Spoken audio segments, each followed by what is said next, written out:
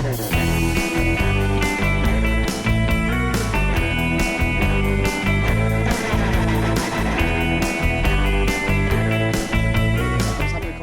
lunch where we were talking about how the narrative has really shifted from this conference compared to previous conferences. The kinds of things we're talking about are just at that next level. When we first started, there's been a lot of reflection on this. When we first started, we weren't confident using the word therapy. There wasn't much research out there, all these things, and because of the work that's been done by people in this room, we're using those words with confidence, and big things are happening. And the reason we're able to do that is our grounding on really high quality, robust research. None more so than has been done by Kristen and her team, and Betty is here as well, their team at the US Naval Health Research Center at San Diego. And yeah, I'm super excited. I've been pestering for like a sneak preview of this for more like 6 months now. Yeah. They've been very good. But yeah, just thank you so much. Before we actually start, can we just, an RCT with the US Navy, it's incredible. I hope everyone understands what a big deal is that. So before we start, can we just have a massive round of applause for just the achievement in actually doing this?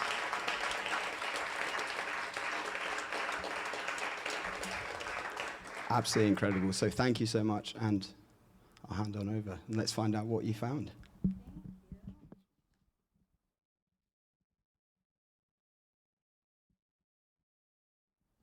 Can you guys hear me? No, okay. First of all, we went right into this talk, so please feel free to stand up, pace, do whatever. I don't sit real well, and I've been sitting today, so I'm going to wander up here. First and foremost, it is such an honor to be here. The caliber of people in this room is really incredible, and I'm just really honored to be a part. And Chris, the amount of work you have done to put this together is really amazing. So thank you for including me, and thank you for bringing us all together. Jamie, thank you so much for the wonderful introduction. I was really excited to hopefully have published results for you today. They are currently under revise and resubmit in a psychiatry journal, and that is a thank you to you, Phil, for suggesting that at last year's ISTO. And someone picked it up to review this week, which is the most action we've had on it in 4 months. I don't know if someone in the room's reviewing it or not, but hopefully we'll have that available. But this will be to not boost this any more than it is. This will be a little bit of a world premiere for the nerdy surf therapy stuff we've been doing. So just to introduce myself briefly, my name's Kristen Walter. I'm a clinical and a research psychologist at the Naval Health Research Center in San Diego, California. And for most of my career, I have done psychotherapy outcome research, primarily for our active duty service members and veterans with post-traumatic stress disorder. It wasn't until I moved from Ohio to San Diego and volunteered with some surf therapy, saw the effects of it, and wanted to understand the psychological benefits that I started this work.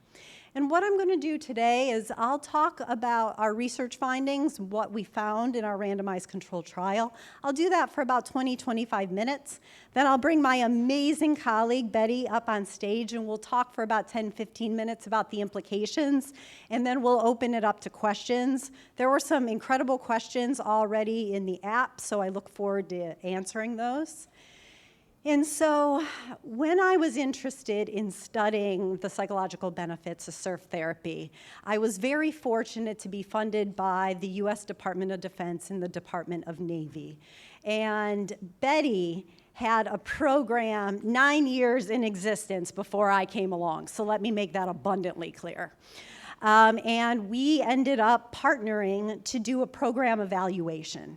And I'm not going to belabor our findings. They're out there if you want to see them. I also posted them to the WOVA app.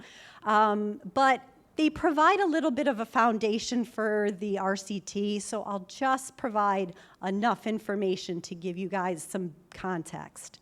So what we did was we evaluated the surf therapy program. So this is a program that is part of the Naval Medical Center San Diego. It was offered as an option of standard care. Service members could attend the program. It was a medical appointment. They got a clinical note. It went in their medical record. And so that was just part of an option of standard care. And so we partnered to see what are the effects. So in our first study, we had 74 active duty service members. They could either have a physical or psychological reason for referral. And we assessed them at the start of the 6-week program, and then again at 6 weeks later. And because it was only a single group design, not the strongest thing methodologically, we also did a pre and post surf session assessment so we could better isolate the effects of surf therapy. And what we found in those results was that depression symptoms, anxiety symptoms, PTSD for those with trauma exposure significantly decreased over the 6 weeks. And the program also showed decreases in negative mood and increases in positive mood. A lot of times with, clinical research, we like to decrease the negative. That's what we focus on. But surf therapy was able to increase the positive. And then with our pre to post session findings, I'll be honest, this was a shot in the dark. I couldn't find any research that used these measures over a 4-hour period. This could have flopped. We could have found nothing. But probably not surprising to this room, we were able to find significant changes over the course of a 3 to 4 hour session, which was a pretty cool finding. And we looked at our subgroups, those who had probable depression or probable PTSD. Those folks did comparably well, but actually slightly better. And we also looked at some gender differences, shockingly. Perhaps women ended up having greater outcomes than the men in our programs. And we took a look at that as well. So our first phase contributed to the literature in several ways. We used validated, established self-report measures that are commonly used in active duty service members and veterans, so we could actually compare our findings to other studies, including those of psychotherapy. We had a fairly large sample. It was longitudinal in that we had pre to post designs. But there were another number of limitations. It was a single group. We don't know what's causing what over six weeks. Granted, we had the pre to post session findings, so that helped us, but we still didn't have a comparison group. And while we used well-validated assessments, they were all self-report. And we know that self-report can be subject to biases, and so it's not the most ideal data. We also looked at pre to post session results, but we didn't look at anything beyond that, so we don't know if the gains were maintained. And while we had a large sample, it consisted of service members who had both physical and psychological diagnoses, so it was a little bit of a mixed sample. So when I wrote the second grant for another study, we decided we really need to enhance the science of what we're doing here. And so what was decided was to do the same design that I used for my psychotherapy trials, but with surf therapy. So we decided to employ a randomized controlled trial design. And that is just technical jargon for saying once people meet eligibility criteria, you flip a coin and they either go to surf or hike. That's all that means. It is a long word for that. And the reason we do that is we take some preference out of it. If you're randomized to one or the other, you take preference out of it. And also, if you're flipping a coin and putting someone in each side, the differences between those groups tend to equal out. And so you're comparing more or less equal groups. So our study was designed to see, is there unique effects of water-based activities? kind of consistent with what we think about with blue mind, blue space. And so we were trying to think of what is our comparison group. So what we did was we elected to use hike therapy. So hike therapy was also another option of standard care at the Naval Medical Center. It was in the same program. So same program, same policies. It occurred once a week, still 3 to 4 hours in duration. It was in a group setting, it was outdoors, and they were physically active. So we tried to control for as many factors as we could. Someone said at the time, oh, well, you should use rock climbing, which seems kind of a fabulous comparison because it's more of an adventure sport. But given that we didn't have a rock climbing group, we thought it was more important to control for those other factors. But an important research question if anyone's looking to look at that. And so for this study, it was focused on service members with major depressive disorder. I am first and foremost a trauma researcher. That is the bulk of what I do. But given that the exercise-based literature has the most support for major depression, we decided to start there. And this is not a clinical lecture, but given that major depression is the #1 diagnosis worldwide, I'm just going to briefly mention what that actually looked like for our eligibility criteria. So all service members met diagnostic criteria for major depression.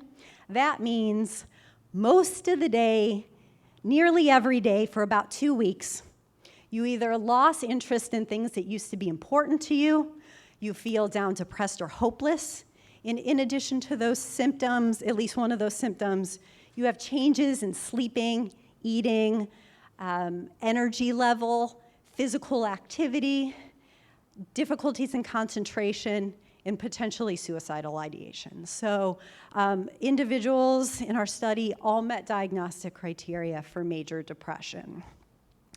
And the only exclusion criteria we had, so if you had major depression, you were eligible. The only exclusion we had was you couldn't have done the program before because we wanted to control for dosing. Otherwise, everyone was welcome. So once you met eligibility criteria, we flipped the coin. You either went to surf or hike. And I'll be honest, I was a little concerned that people were going to be like, I'm not agreeing to either or. And did we have some? Yes, but single digits. We really did not have that many. And the way we counteracted that, we told them, okay, for the main 6 weeks of the program, do what you were randomized to, but then we'll give you the option. You can either repeat the program you were in, or we'll allow you to switch. And people were generally like on board with that. They're like, okay. Because like I said, I wasn't sure if people are gonna be like, you're not getting me in the water, or hike's boring. But thankfully, this seemed to be a good approach. Just to give you some fun facts, we had 28 people who repeated their intervention. 25 in surf, and 3 in hike. We also had 10 folks switch. 8 from hike to surf, 2 from surf to hike. So from a preference standpoint, surf seemed to be a pretty clear winner there. So I will give you some fun facts there to start. So similar to our first study, participants completed an assessment before and after the program, but we added a 3-month assessment as well. They did the same validated self-report measures, but we also added on top clinician-assessed measures. There are gold standard diagnostic assessments, and we also gave them activity trackers. And if they wore their activity tracker for at least 50% of the time, they got to keep it. And in addition to that, we had the pre and post session assessments like we did in the first study as well. I should note that in unusual form for anyone familiar with research, we actually exceeded our recruitment goal fairly early. And I thank you and Kim for that, because when COVID hit, we were in our last cohort. And so we randomized those folks. We got 1 hike session in, no surf sessions, program and the study were done. Thankfully, we had exceeded our recruitment numbers. For those of you at the IRB, we did a modification to accommodate, so that was legit. But we exceeded our recruitment numbers, so we were able to close the study. But for our findings, everyone's included because we intended to treat those folks. So some basic descriptives. We had 96 active duty service members with major depression in our sample, and randomization worked out nicely in that we had 48 in each group. 77% of our sample completed the programs, and there were no differences in terms of the number of sessions or the completion rate. We also had, for those of you familiar with research, we had 92% of our sample complete at least one follow-up, and 78 complete all of them, which is a pretty high rate for 3 follow-ups. I have an incredible team, and so I give them kudos for that because they're amazing. And I'm trying to think if there's anything else interesting. I think those are the interesting points to describe the sample. So what did we actually find in terms of results? This was our primary outcome, so we looked at depression outcomes in this particular study. And we looked at depression in a couple different ways. One, depression severity. That just means the intensity of the symptoms. So it could be mild, moderate, severe. It's just the range, kind of continuous of how we think about depression severity. And then we also looked at diagnosis. Did people continue to meet diagnostic criteria, or did they lose their diagnosis over time? So with our depression severity, we had both clinician-assessed and self-report data.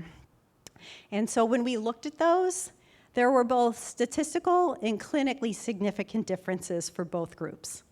That simply means the changes were greater than expected due to chance, and that the differences were clinically meaningful. So both significantly decreased over time, and there actually, in terms of depression severity, there weren't any differences between the groups. So both did very well.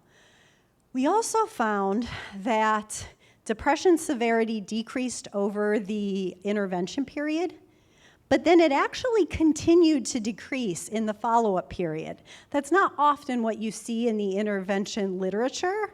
And do not get me wrong, it wasn't equal. But normally you see this decrease over the intervention period and then a leveling, but it continued to drop off a bit, which was different. We also had a couple of interesting findings in that during the intervention period, the more sessions you attended, the better your outcomes. So there seemed to be a dosing effect. The more sessions in the 6-week period, the better your outcomes. We also found an interesting effect. We looked at whether or not people were in psychotherapy or had medications. And we found an intervention we found an effect for whether or not people were on medications for depression, in that those folks actually did better. Now, we did not find this difference for psychotherapy, and I will tell you likely why. 91% of our folks were in psychotherapy. I won't go into variance and blah, blah, blah, but basically, if you have so many people in one category, it's hard to find any differences. So those were some differences that we found in terms of depression severity. In terms of loss of diagnosis, impressively, from pre to post, 55% of those in SURF lost their diagnosis of MDD, and 45% in HIKE. That difference was not quite statistically significant, so no differences there. But the one clinical finding and the one clinical difference we saw came at the 3-month follow-up. 74% of service members in the SURF group lost their diagnosis. That's 3/4, which, if I'm going to go super nerd right now, is higher than we see for psychotherapy or pharmacotherapy alone at a 3-month follow-up. For hike therapy, it was 47%, and that is pretty much what we see for psychotherapy or pharmacotherapy. And so that was statistically significant. So that was the one outcome that surf seemed to outperform hike in. So what did we find from our pre to post session findings? Basically similar to what we found in our first study. There were significant decreases in, it's a depression and anxiety measure, so significant decreases in anxiety and depression over the course of a 3 to 4 hour session. And importantly, one thing I want to highlight is that over the course of the 4 hours, you see this drop off. But when they come back next week, it's the same pattern in the same degree of change. So whether it's individuals' first session or their sixth, the degree of change is similar. It was not different between the groups. But importantly, the effects didn't last a week. We don't know how long the effects last, but they did not last for at least a week. And so this highlights the need for doing it often, doing it frequently, doing it regularly. So that is an important thing to consider. Now, I have a few points to make as I wrap up the study results before I bring Betty up. And there's some things I really want to make clear. First of all, over 90% of our participants were receiving psychotherapy or medications for depression. So when I talk about our work, we are talking about it as an adjunct to care. Surf therapy may very well be a standalone intervention, but at least in our work, we don't have those data. And so when I talk about our results, it is in the context of other care. And you know, with that finding about pharmacotherapy, I think it really highlights how it can be used as an adjunct. And there was a brilliant comment on the app. There was discussion about curing PTSD, and someone made a brilliant comment about combining evidence-based or trauma-focused therapies with surf therapy, and how you bring like the processing the darkness through evidence-based treatments and trauma-focused treatments, and then bringing the light with surf, and I loved it. I thought that was brilliant. So if anyone out here made that comment, that was really amazing. I thought that was excellent, and talks about how we can make it as an adjunct to care. So I wanted to make that clear. I also wanted to make another thing clear, in that it was a conscious decision by the programs that the activity itself is the therapeutic component. And so we can get into whether or not you consider that surf therapy. If it doesn't have a structured therapeutic component, is it actually surf therapy? We can absolutely have those discussions in the semantics, but I just want to be clear that with 90% of our folks also getting surf therapy, this was kind of selected that the activity itself was the intervention, and that would almost be like a respite from those other types of care. So I just want to make sure that when we're talking about the findings that I'm explicit about that. But overall, what we found is that both groups tended to do pretty well. There seemed to be a preference for surf, so that was borne out in the results. And at the 3-month follow-up, more folks lost their diagnosis than those in the hike condition. And I should mention that we did have a differential rate of response at 3 months, where we actually had more folks in the surf group respond. So do know that there were some missing data there, but it also speaks to how impressive that is if you had more folks respond and still that increase in the reduction of diagnosis. So those are the findings as I will present now. I'd love to bring my colleague up, Betty, and we can talk about some implications before we open it up for questions.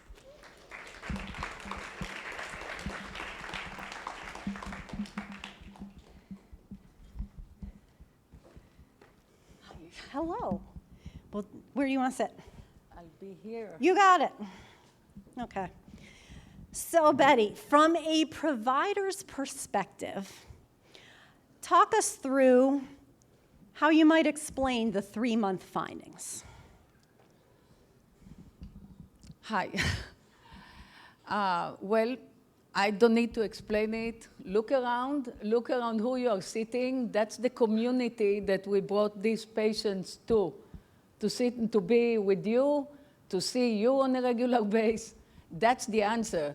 The answer is community. The way that the SERF clinic, that SERF program that we had took life of its own. I will lie if I will say that at 2008, when we first went surfing with 2 amputees, service members that wanted to go surfing, I will lie if I say that I had a vision of us sitting here today and discussing surf therapy, or a vision that we'll be doing what we did for 13 years every week. I did not. It took life of its own, and the life that it took was with people like yourself. This crowd is the crowd that we had at Del Mar every Thursday.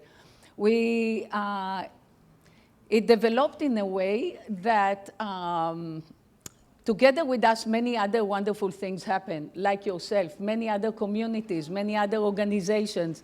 And the people that came surfing with us did not finish when they came surfing with us. They kept surfing. There was a wonderful group that belongs to a surf ministry. There's Dana. Many of my guys are volunteering with Dana until today. Dana and Surf Amp. There's One More Wave. There's so many different organizations that our guys are now surfing with, and I think this is the answer. Hiking is great, and in very early stage, Kristen and I were talking, and I talked about the concept of local produce. Fair enough. I was going to say that might be your go-to for the next one, but we'll put the local produce aside.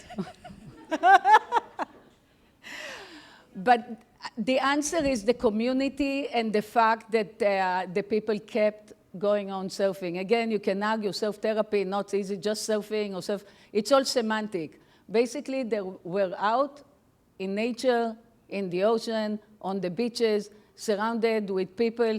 I don't think we're all wonderful. I think that us being together in that setting bring the best out of all of us. And that's the environment where the people end up being. Our people, your people, all of them, that's the answer. A long answer to a short question.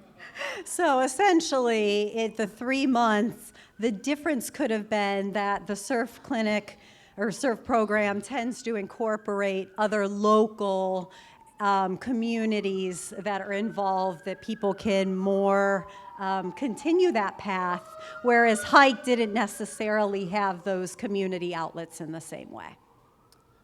That's right.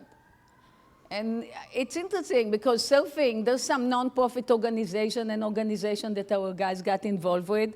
And you all know, if you start going surfing, the same place, the same time of the day, you create your break, your home break, and your community there is created as you go. So there's something about community with surfing that somehow the hiking did not evolve to that somehow. Mm-hmm.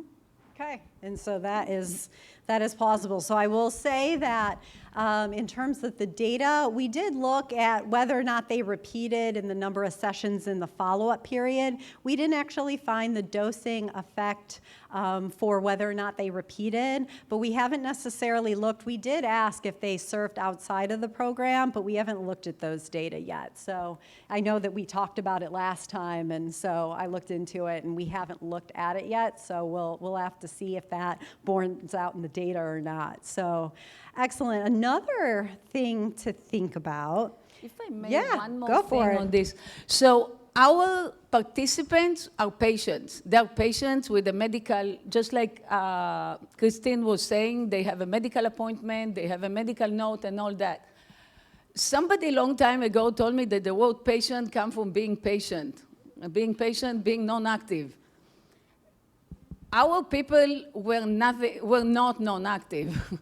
In a way, I was happy when they moved on, either came back to us as a volunteer or moved on to the community and took ownership on what they do. They went surfing. They no longer were patient. So, yeah. Sure, sure. And so the other thing I wanted to ask you about is, so in general, our findings showed pretty comparable rates of improvement for both surf and hike. So on a practical level, what does that mean? It's great. I know, and I know, like, I did tell her, I was like, I might not be the most popular person here, given some of these results that they're, you know, they're roughly comparable in some ways, but I turn it to you. I think it is beautiful. And here we go back to the local produce. Long time ago, Kristen and I were talking, and I was saying, I believe in local produce. I love surfing. When I was in Israel, some of you know, I was deep into scuba diving. If I'm gonna move to Colorado, I love Colorado, I'm gonna go to skiing, mountain biking, whatever it is. We have this beautiful planet Earth and this beautiful nature. And it's about looking around and seeing what's feasible for you to do on a regular basis. What can you build community with? What can you go do and then go and do whatever you need to do with the rest of your life? Do you need to go to work? Do you need to care for your kids? What is it? You get your dose. It's a medicine. You get your dose out in nature, preferably water if it's me, but out in nature, snow counts, right? It's H2O, right? And you move on with your day. So this is the local produce. You use what's in there. When I start working in the Navy Medical Center, I'm an exercise physiologist. My work was totally different. And then Iraq war came, and then many nonprofit organizations came. And there were many exotic things going on. There was, for patients, wounded warriors, amputees, and then traumatic brain injury, post-traumatic stress disorder. I mean, there were amazing fishing trips, ski trips. We're in San Diego, yeah? Ski trips, bear hunting trips. I mean, you name it, everything was coming up. And I imagine our guy, my double amputee Marine from Idaho, going to a very fancy ski trip in Alta. When will he do it again? It's almost like teasing. It's really cool. They got to meet the president many times. They did so many cool things. But when will they do it again? And then they turn around to the rich people and say, thank you so much. And they pose for many, many pictures. The difference with local produce is you own it. You go surfing, between you and going surfing, there's maybe $200, unless you need like good-looking gear. If you want to start with eBay or whatever, you can start going surfing like that. Or all the other sports, if they're local where you are. This is why I'm actually really encouraged that hiking is really good too. Of course, I have my feelings, right? My program, like, we used to joke a lot about that. But the truth is, we're here, we want to do good. We all want to do good. We want to be good, we want to do good. And if we can do, how can we do more good if we like stay sticking just to the one thing that is ours, in this case surfing, or just everything that the earth can provide? Skiing, mountain biking, and rock climbing and all that. So I myself, I'm very happy with the results. And I think that the difference is the community, and it can be fixable. Excellent. I'll add just a few things to that. So on a funny anecdote, the first time I submitted this grant, I submitted it to the Army. Just to give you context, because I know we have another number of international folks here. Army bases in the US are not on the water. They did not fund this research. They were like, surf, that's cute, we're not funding it. The Navy, on the other hand, all the bases are coastal. And so they were like, sure, we already have an existing program, we'll support that. So I do think the hiking in that case, you know, that was another reason we chose it as a comparison, is that it's pretty accessible for people to do. And you know, sometimes people are like, oh, you need mountains. No, you can urban hike. And in fact, the first week of surf clinic was an urban hike in our Balboa Park. So it definitely is something that can be more accessible for people. I will also say that I came into the world of surf therapy from an event called the National Veteran Summer Sports Clinic. It occurs in San Diego every year. There are 5 different activities that folks come and do that for the week. And so it is very different. So with our surf and hike programs, we have individuals that surf once a week for 6 weeks. Here, veterans from all over the country come and they spend a week with us and do 5 different activities. And I've been volunteering for 10 years. And a couple years ago, my staff and I volunteered our time, and we did a study. And we wanted to see, okay, does one of these venues do better than the other in terms of benefits? So let's see. And so we took a look at the data. No. There were no differences. They do cycling, sailing, surfing, not rock climbing, kayaking, and then they change up the other one. It's like pickleball, I think now. But it's a combination of water-based and land-based activities. And so this year was my first year volunteering after we had those results. And I was like, okay, I'm going to just collect my own independent data. So Dana, give you kudos, ran our surf venue. And so I volunteered. And so at the end of every day, I just talked to veterans and, you know, how's your week? What did you enjoy the most? And you know what? Their comments, it's a different sample. So being the nerd I am, it's not the same folks. But they essentially said what our results said.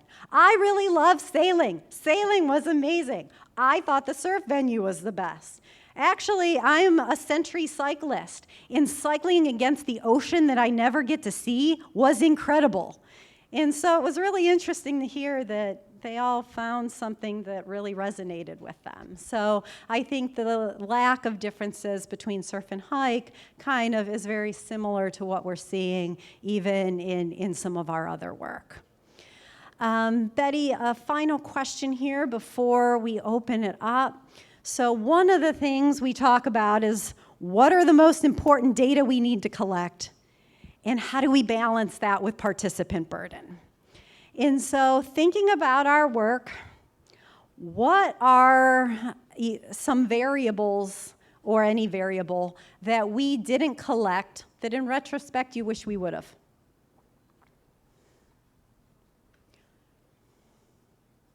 I actually really want to know, like, I'm more interested in the long term. I want to know where our guys are today. I want to talk to people that we saw in 2008. And even if they end up in Oregon or Ohio, would that treatment, that modality of care that they got, did that affect their success in the future? What did they do? That's what I would like to do. That's what I would like to know. Okay. For me, you know, I feel like you raise a little kid when you do a study, and you always think like, oh, in retrospect, maybe I would have done that different. And one of the things I think about and reflect is something that many of the people in this room are doing. So for better or for worse, I am a clinical psychologist. I'm clinically trained, and that is how I think. I like things quantitatively. I look at diagnosis. I look at symptom reduction, and that is generally what I do. And so one of the things I have learned along the way is having different types of data for different people can make a difference. And I would have liked to include, I'm not a qualitative person, so I would have needed assistance, but even asking some open-ended questions about what was the most important characteristic, what facilitated change, what did you take away? And, you know, there are some amazing qualitative researchers in this room. And so I would have liked that because, for example, The Department of Veterans Affairs in the United States wants to do some outdoor programming into the VA. And they have contacted me, bless their hearts, like every other month saying, are your results published yet? The VA wants data, they want randomized control trials, and there's like one other study out there in this population. And I'm like, I promise as soon as we get a decision, I will tell you. But they really want that RCT data. That is what they're going for. But other times when we're talking with policymakers, sometimes that one anecdote or that qualitative data that just sums up the essence really can go a long way. And so, you know, we had a mention of mixed methods this morning. Think that's brilliant. You get different types of data for different audiences and different reasons. And so that would have been something in retrospect, if I had to talk to myself before the start of the study, I would have consulted some folks in this room and gotten some qualitative data. I can pull up some thank you emails and thank you notes. And thank you for that. We do have a decade worth of data that, you know, people have told you. But that's something that in the research realm, I would have done differently for our study. That also taps into an amazing question that was on the WOVA app. I won't start answering questions before we get there, but some person did have a really interesting question about qualitative data in terms of how that relates to insurance. So we can get there if need be, but I will turn it over if we want to start questions. Okay, everybody. So thank you so much, Betty and Kristen. Thank you. Amazing. This time, are there any questions that you'd like to ask the panel?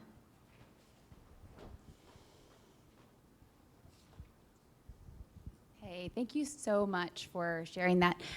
I know when you talked about that the effects didn't last a week. Am I saying that correctly?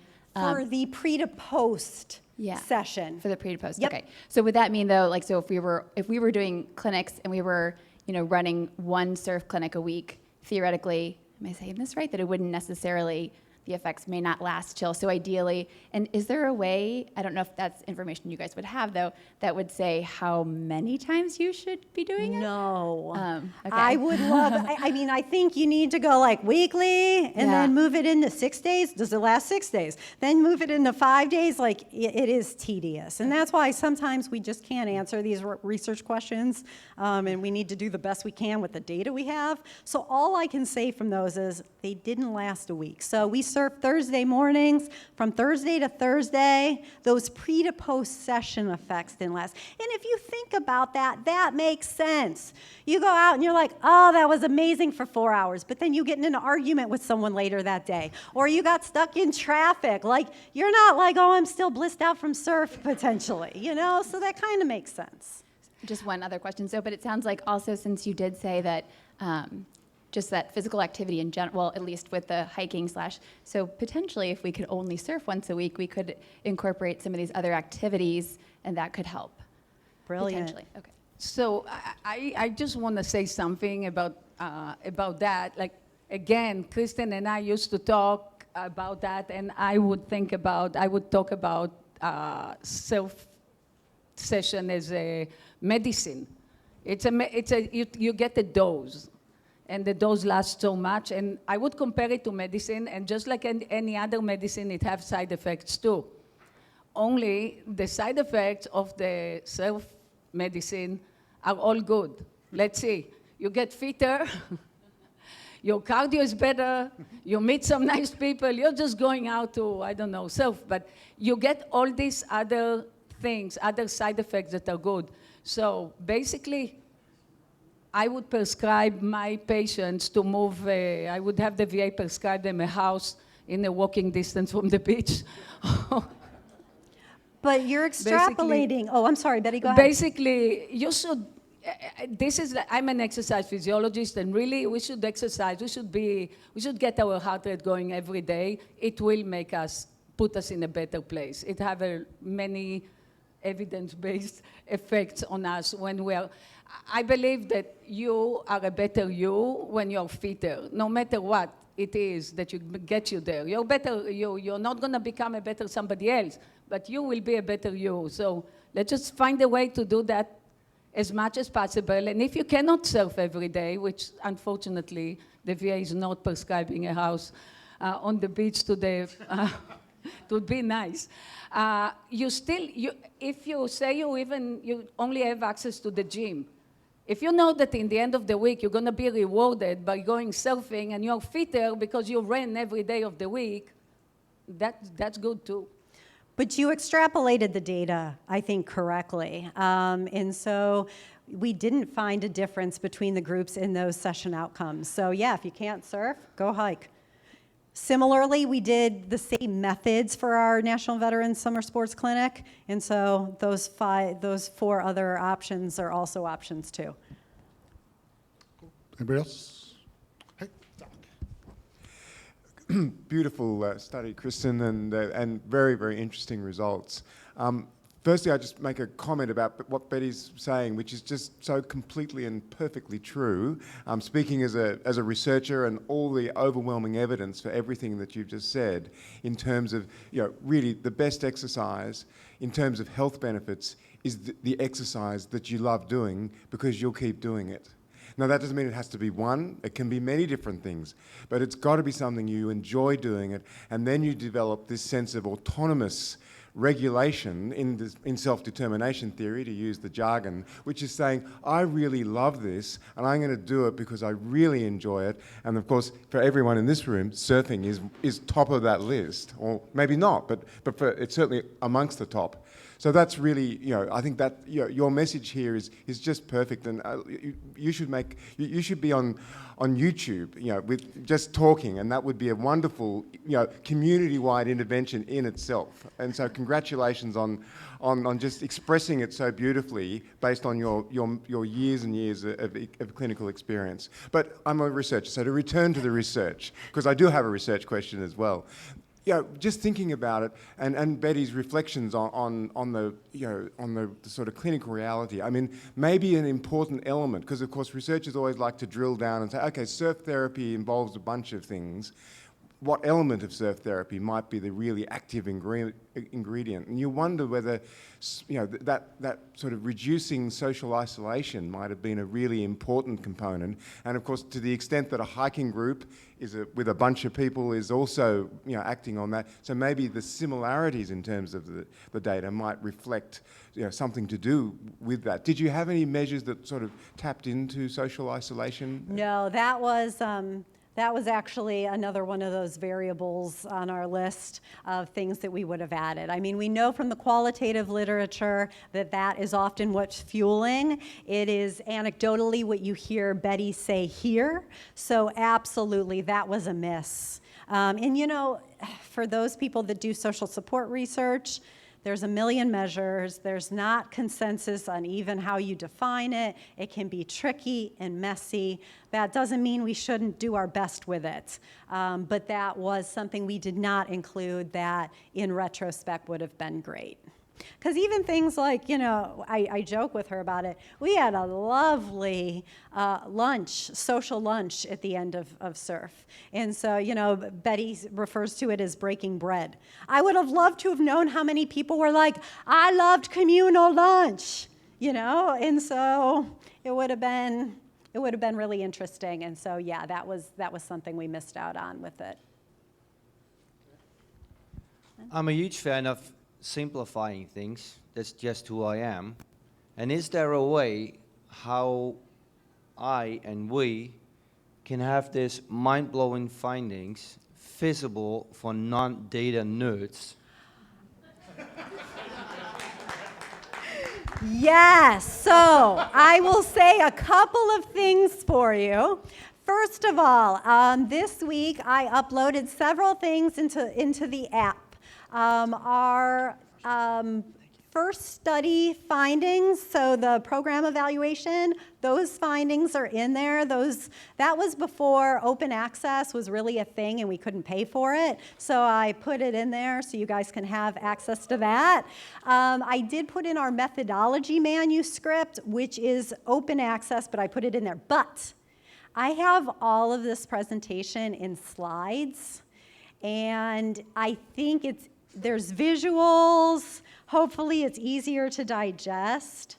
And so that is in there. You know, I joked with Chris today. I was like, I come in with like my printed out and talk, and she's like, why did you bring paper here? And I said, because you wouldn't allow me to use slides. So you can't yell at me for paper and not give me slides, Chris.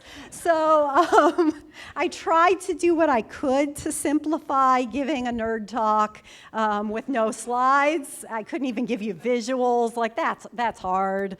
So do know all my slides are in there. They have pretty pictures, if nothing else. And hopefully that'll help break down the findings. As I mentioned, the findings are under review at a psychiatry journal. Again, that was all your idea, Phil. You're just like, if we want to break into having this be accepted, we need to go to venues to be able to do that, and psychiatry journals are that. So hopefully it gets accepted there, but I thank you. That was all your idea last year, ISO. Please don't even spend a minute reading the data analysis section. Don't even, like, seriously, no one needs to hear about complicated multi-level models. I promise you, like, you're more than welcome to, but I promise you don't need to do it. Just, like, look at the graphs and read the discussion. I think Kristen needs to do a YouTube of popular science. You know? Clearly not, though. I need some graphics. No, you nailed it. You nailed it. You can do it in the that's YouTube. True. Okay. You nailed it. And thanks for being the funnel and digesting it for us. Appreciate Absolutely. But they're all there for you guys. Congratulations on all your hard work and having it pay off. I have two questions combined into one. What is your dream for this research? What do you hope it would really do, like the dream of it? And how can we help you achieve that dream? That's for me or for Kristen? Both. Either Both. or. Either one. He doesn't have a preference. Do you have anything to? Many years ago, when I saw this thing that it's working, our clinic was very, very simple, really. Very, very simple. It was people, ocean, some surfboards. I thought that every hospital, every VA center, every civilian hospital too, should be sending people to do this and to do the local produce. Again, so we're in California, we surf, we are in the mountain, we mountain bike or ski, the local produce. I thought every hospital, every VA center, every youth program have to have that around the world. I think it brings people together, brings the community. Yesterday, I'm sorry for the one that weren't here, but yesterday it was brought up that the service member, the law enforcement, these people hang out together. They're like a little tribe. And it's hard for them to be inclusive to the civilian, the other people from outside. There is nothing like a setup like that to bring people together. I've seen it because our volunteers were many veterans, many law enforcement, many firefighters, many civilian, many rich people from Del Mar. Everybody was young people, old people. I mean, we had volunteers that were like 79 years old. Everybody would look around and find what can they do to make something better around here, and they would find it. And this is how the Marine from some rural little town in Idaho met some entrepreneur that lives in Del Mar on those many $million houses. And sometimes they became friends. So that's my dream, that it's really cheap. That's the crazy thing. It's not that expensive. It can easily be done. It just, I mean, if the will be there. That's my dream. Mine is, I'm a clinical psychologist, I'm a clinical researcher. My career has been to just try and improve the lives and mental health of people who are suffering. And there are amazing evidence-based treatments that exist for PTSD and major depression and other disorders. But not everyone wants them, not everyone has access to them, and not everyone benefits to them. And so for me, it's important to understand what benefits we can get from other interventions. What is a standalone? What can augment other care? What is an intervention that someone who may not want traditional forms of treatment, what are they at least willing to participate in? And so for me, it's about supporting and giving a backbone to other interventions that can be used to help people and to help people recover. And so I have just kind of a broader goal for that, is just let's try and understand what benefits people and how, and as many things as helps, let's try and validate and give data support to those things. In terms of what ISTO can do, thankfully, we hopefully have funding for another 1 to 2 years for a lot more data analysis. So we do have 2 manuscripts that have been written. We haven't even looked at our activity tracker data. So we'll be busy. My team works very hard, and we will continue writing and analyzing a lot for the next couple years. But one thing I really want to encourage the community is that, I'll be real, it's impossible for us all in the same room to use the same measures and the same assessments. I'm sorry, if you're working with children, you're not going to use some of the measures we use for adults. I mean, that's just reality. But long story short, we were recently funded for a very large trial of a suicide prevention intervention in the military. And it consists of 5 different projects, 5 different branches of service. We're all over the country. But we're all using what are called common data elements. So all 5 studies, there is a core battery that we're all administering. And there are very well-established measures in the field, so that what happens is not only can we answer questions that our study specifically asks, we can combine all of our data, and now instead of a sample of 500, we have a sample of 3,000. And so I would think about, if you work with children, if you work with adults, the different subpopulations, if there's 2 or 3 questionnaires or measures that we can commonly use to start creating some common data elements within ourselves, I think that is just a really helpful way for us to advance the field. Because then we can compare to other studies of psychotherapy or other treatment approaches, and then we can also combine our data to just have a lot more of it to answer these important questions.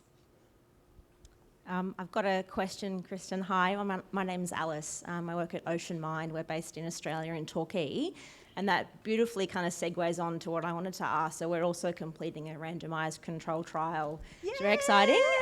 Looking at... They're not for the faint of heart. Yeah. So yay! Yeah, it's a real slog. Yeah, I definitely... it's great hearing that. I thought it was just us. So yeah, we're looking at how surf therapy impacts children aged 8 to 18 with mental health challenges. And at the moment, we're really struggling to engage the follow-up group, so the control group, because for us... that group are on a controlled wait list, so they're not completing an activity. So we're really struggling. They kind of go off 6 weeks later and enter the world, and we're kind of struggling to engage them to come back to complete the follow-up survey because they haven't received an activity. There's not really like an incentive for them apart from participating in research, which if you're 9 is a bit boring. So I'm wondering, you mentioned that your amazing team have done a great job with your follow-up surveys. If you could maybe share some tips with us I acknowledge it's a bit of a different scenario given there's the activities, but yeah, if you could share your advice and how they manage that. Absolutely. Thank you. So one, first of all, I commend you. As I mentioned, outcome research and RCTs are just not for the faint of heart, and they come with all sorts of troubleshooting and things. So I really commend you and your team for doing that. We were very fortunate in that, yes, both groups did get the intervention. And our data collectors, because we collected session data, our data collectors were there. Now, our assessor wasn't, but they had, every time they came in, they interacted with staff. So they, had an existing relationship, maybe have felt, oh, I'm guilty if, I'm not calling them back or whatever. I will say that we did not, in any of our research really, we don't pay active duty service members because you can't. In the US, they're considered, on duty, you can't pay them. That's why we were able to get approval for giving them their activity tracker if they used it for 50% of the time. That was a little bit of compensation, so we did give them that. But I think anecdotally, in my research experience, if you can have some contact or some connection with even your control group, and I understand by nature, having that contact then inflates, it may introduce some therapeutic element by just having that contact. I understand that, but that's also one of those risk benefits. Do you have follow-up calls just to do a check-in, see how they're doing? Hey, we're gonna call you in another month. If there's a way to get permission to do that, even a brief call, but just engaging and putting at least a voice with the program might help with that. Because, yeah, you do mention some difficulties with that. They're like, yeah, I'm 8 to 18. Like, I don't really care about what the research is going to contribute. Like, what am I going to get out of this? So, yeah, absolutely. So we have time for one more. We're not going to get to any of the ones on the app, but we would ask that you would answer that because it sounds like there were some good questions on there. There were great questions on there and here. So, and I'll hang around for like another hour. So if anyone does want to talk, feel free. I don't know if you have activated the conference, Kristen. Yeah, sure. Does anybody else have a? Okay. My heartstrings are pulled by far. I am a clinical director and a co-founder for Hydro Theory. We're based in Ventura, and we're a hop skip away from Port Hueneme, Navy base. Yep. My husband is a founder, and he's 100% service-connected disability, ex-Navy SEAL veteran. Got it. And that is the past from the pandemic on. So this is all a very new venture for us. We're so honored to be here. Research was not my, although I had to do my dissertation, but it's definitely not my strength. I'm applied clinical psych. Sure. So my question is, I feel like the calling is so strong. We have the facilities for studies and pilot studies. The base is so local to us. Is there a lot of surf therapy research going on north in the Ventura County? Not to my knowledge. I'll be honest, I don't know of any other surf therapy research going on in DoD Navy. I know that there's surf therapy with veterans, but the active duty population, I'm not familiar with any other in the Navy. And is there any potential for cross collaborating between the? Sure. There We're is- always looking for different sites and Yeah. I'll speak to you individually. Thank you. Absolutely. I have my card too, so I can give that They to you. opened up a Ventura clinic over there, so I feel like it's a huge opportunity. Yeah. Thank you so much for your work. Absolutely. It's happy to chat with you. Please give it up for Betty and Kristen, everybody. Thank you, guys.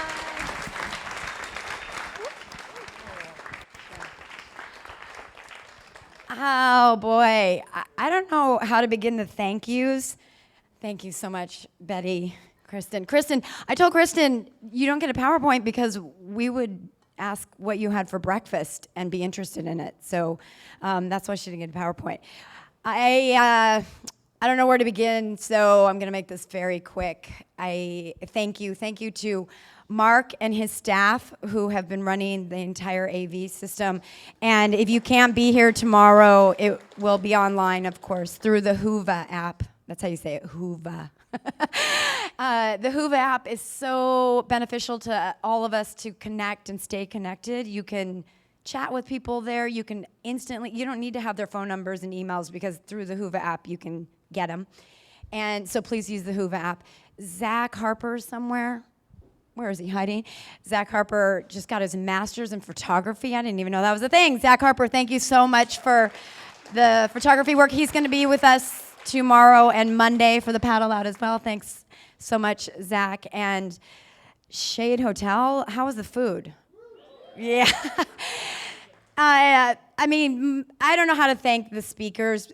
Every single one of you, it was so impactful and meaningful. And we came together in 2017 and said, how do we help grow the sector? But what it has become is how do we connect the sector?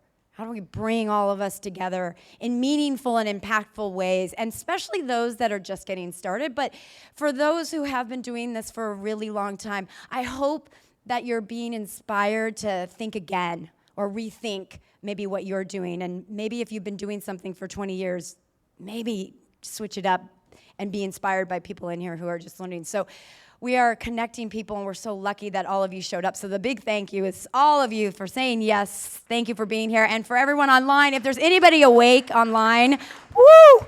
Hallelujah to you. That's amazing. So anybody registered for tomorrow, we are back here from 10 to 4 tomorrow. I hope to see most of you, many of you. Some of you are traveling, so won't. And if you can be at our paddle out on Monday, October 10th, just a reminder, Manhattan Beach Pier for World Mental Health Day and World Inclusion Day. More opportunities for us to connect and be together. Cookies, some brownies in the back. We're going to wrap this up and say goodbye. We can move kind of into the bar area, and perhaps, did I hear party? We can move into the bar area. They're going to start to clean this up. But thank you so much for being here. Everybody, thank you. Volunteers, thank you. Thank you, everybody.